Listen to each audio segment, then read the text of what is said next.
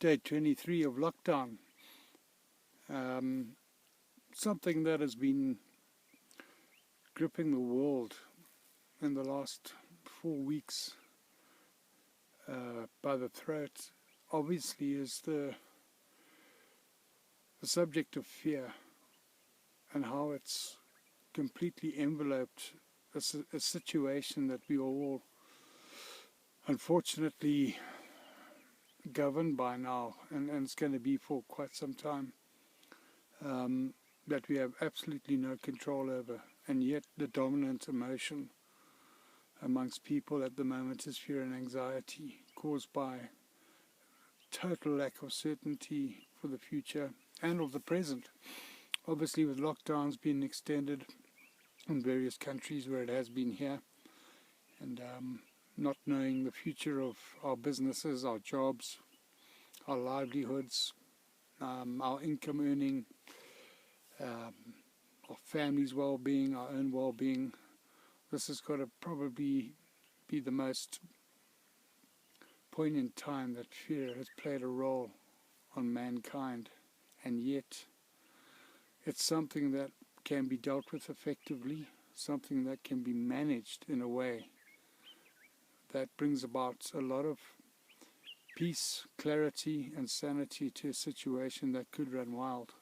For us in the program, for those of us who choose to subscribe to a spiritual way of living, which is living in reality, and that's all spirituality means, is living in the reality of the moment and the situation that you find yourself in, whether you like it, you like the situation, or you don't like the situation.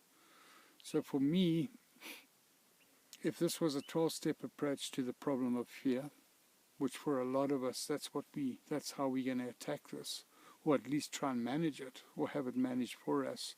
This is very much a step one issue. This is a case of absolute resistance to the uncertainty, to the situation. A lot of it is the injustice of it that we feel, the confusion, and the lack of routine in our lives that has been completely broken.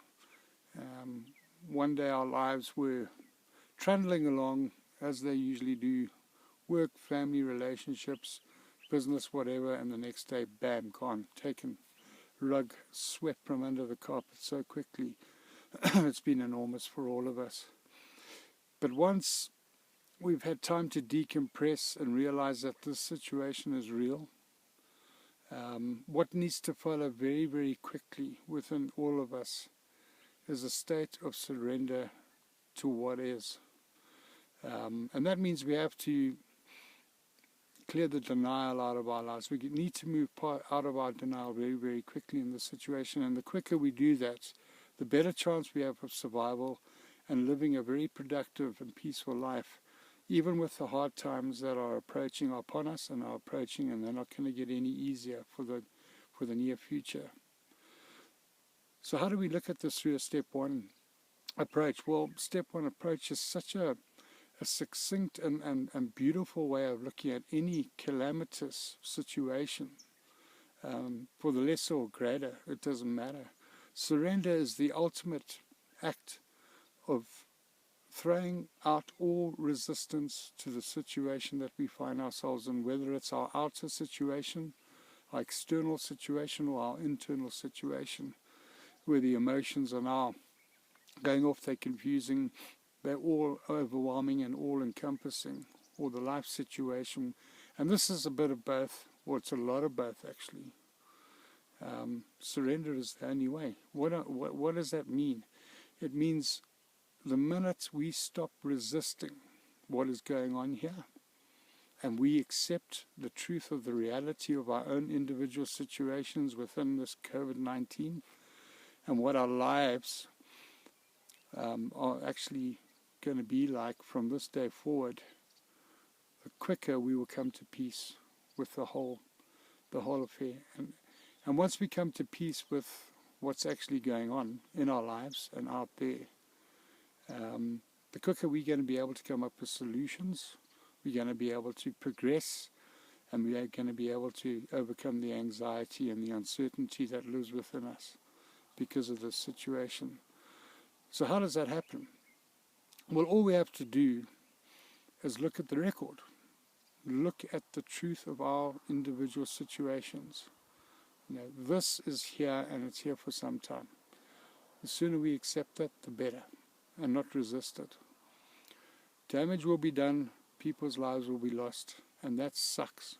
That really, really sucks. But we need to carry on living. We need to go on with our lives. We need to be productive. We need to get back to work at some stage. We need to become the intricate part of our family units, our relationship units, our business units, whether we run a business or we're an employee or be looking for a job, whatever. Looking at the reality and accepting the reality of the situation in all its different aspects of life is going to get us to where we need to be a lot quicker. In doing so, that is saying, well, it's not admitting defeat to the situation. It's admitting defeat to my delusion, defeat to my denial. And that's a big difference. A lot of people seem to think surrender is giving in, chucking it in, admitting defeat, and let's just let happen what's going to happen and give up